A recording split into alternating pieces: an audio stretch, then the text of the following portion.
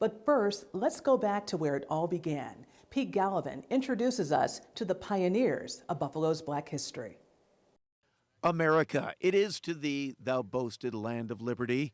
It is to thee I raise my song, thou land of blood and crime and wrong. Those the words of a Buffalo barber named James Monroe Whitfield, who in 1853 became Buffalo's first published black author.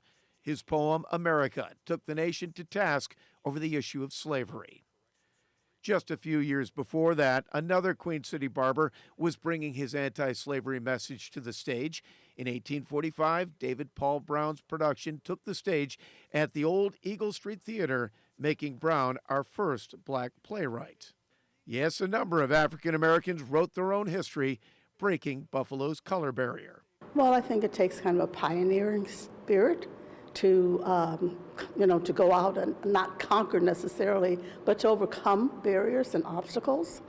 But as historian Dr. Barbara Nevergold points out, that while some were making history, others were writing her story.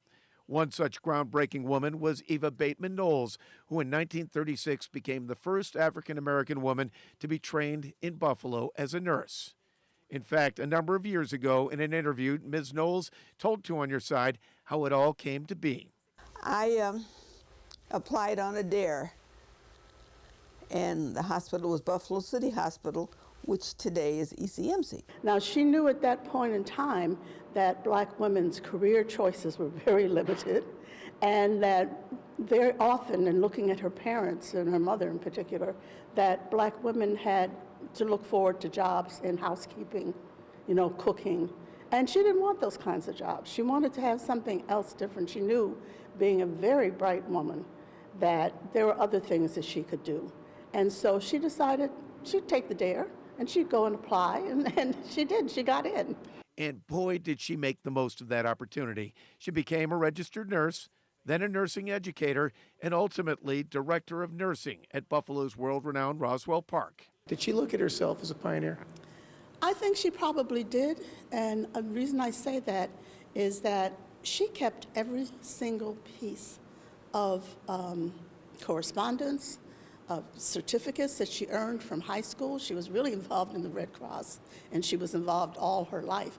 But she kept all of those things. So when she did finally retire, she lived until she was 96, she donated all of those materials to the University of Buffalo Archives, which has them now.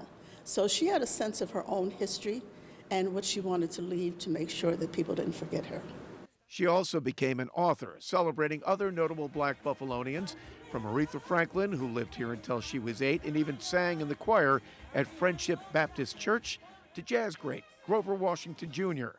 Her main point in documenting these greats in her book, Buffalo's Blacks, Talking Proud, is to accentuate how she too lived her life.